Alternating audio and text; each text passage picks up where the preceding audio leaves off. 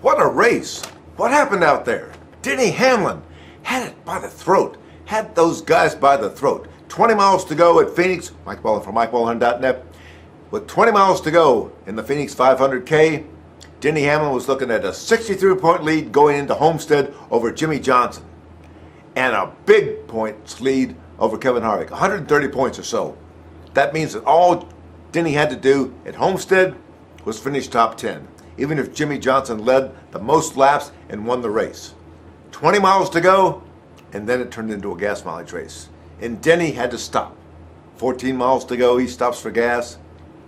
Loses a race he dominated. He led the most laps. He was the car to beat. He was so far ahead of everybody most of the race, it was unreal. Nobody could touch him. Jimmy and Kevin Harvick, out to lunch. Nothing going on. In fact, Kevin even had a bad pit stop. Restarted 20th with about 90 miles to go. Had to rally. He had gas mileage. He could have won the race. Jimmy barely made it to the finish line.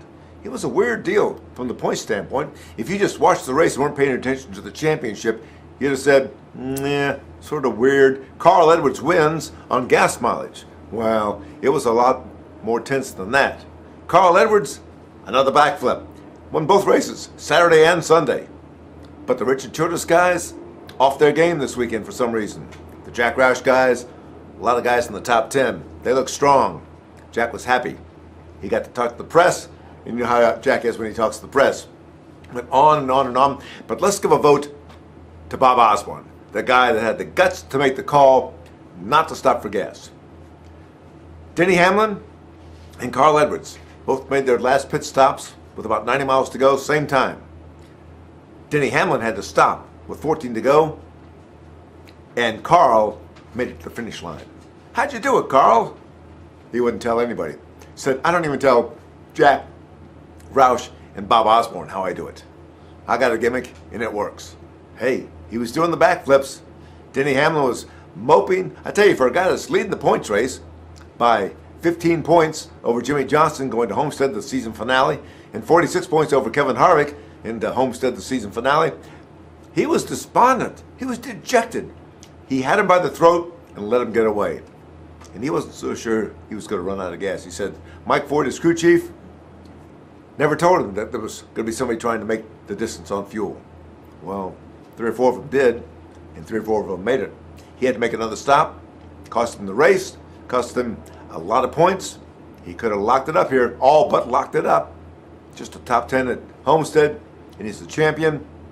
I don't know if he choked or not, but somebody was playing it way too conservatively, and the other guys were playing it really strong.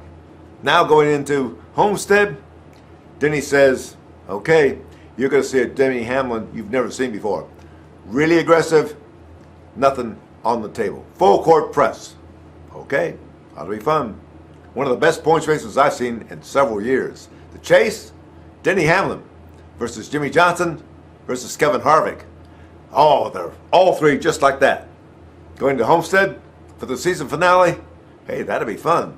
But remember, Jack Roush had the car to beat at Texas. If it wasn't for the transmission vibration, Greg Biffle would have won that thing easily. Hey, Carl Edwards won here, won Saturday's nationwide race too, and Jack Roush has a great finishing record at Homestead. Could be a Jack Roush day at Homestead, and what would that do to the championship? Upsets, upsets, upsets. Should be a good week for the final week of the season. Mike Bowen from MikeBowen.net, Phoenix. Carl Edwards wins, and Denny Hamlin is moping all over the place.